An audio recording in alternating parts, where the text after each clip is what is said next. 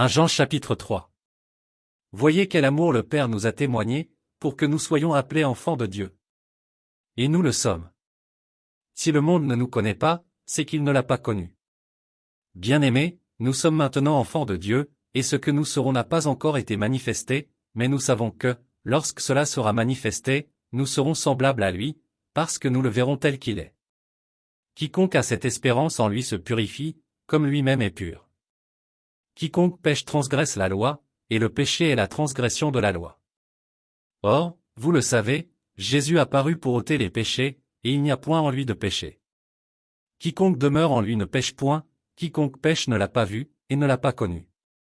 Petits enfants, que personne ne vous séduise. Celui qui pratique la justice est juste, comme lui-même est juste. Celui qui pêche est du diable, car le diable pêche dès le commencement. Le Fils de Dieu apparut afin de détruire les œuvres du diable. Quiconque est né de Dieu ne pratique pas le péché, parce que la semence de Dieu demeure en lui, et il ne peut pécher, parce qu'il est né de Dieu. C'est par là que se font reconnaître les enfants de Dieu et les enfants du diable. Quiconque ne pratique pas la justice n'est pas de Dieu, non plus que celui qui n'aime pas son frère. Car ce qui vous a été annoncé et ce que vous avez entendu dès le commencement, c'est que nous devons nous aimer les uns les autres. Et ne pas ressembler à Caïn, qui était du malin, et qui tua son frère. Et pourquoi le tua-t-il?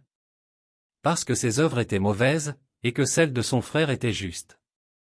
Ne vous étonnez pas, frères, si le monde vous hait. Nous savons que nous sommes passés de la mort à la vie, parce que nous aimons les frères.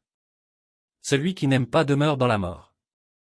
Quiconque est son frère est un meurtrier, et vous savez qu'aucun meurtrier n'a la vie éternelle demeurant en lui. Nous avons connu l'amour, en ce qu'il a donné sa vie pour nous, nous aussi, nous devons donner notre vie pour les frères. Si quelqu'un possède les biens du monde, et que, voyant son frère dans le besoin, il lui ferme ses entrailles, comment l'amour de Dieu demeure-t-il en lui? Petits enfants, n'aimons pas en parole et avec la langue, mais en action et avec vérité. Par là nous connaîtrons que nous sommes de la vérité, et nous rassurerons nos cœurs devant lui. Car si notre cœur nous condamne, Dieu est plus grand que notre cœur, et il connaît toutes choses. Bien-aimés, si notre cœur ne nous condamne pas, nous avons de l'assurance devant Dieu. Quoi que ce soit que nous demandions, nous le recevons de lui, parce que nous gardons ses commandements et que nous faisons ce qui lui est agréable.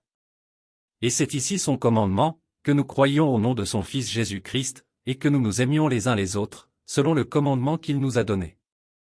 Celui qui garde ses commandements demeure en Dieu, et Dieu en lui, et nous connaissons qu'il demeure en nous par l'Esprit qu'il nous a donné.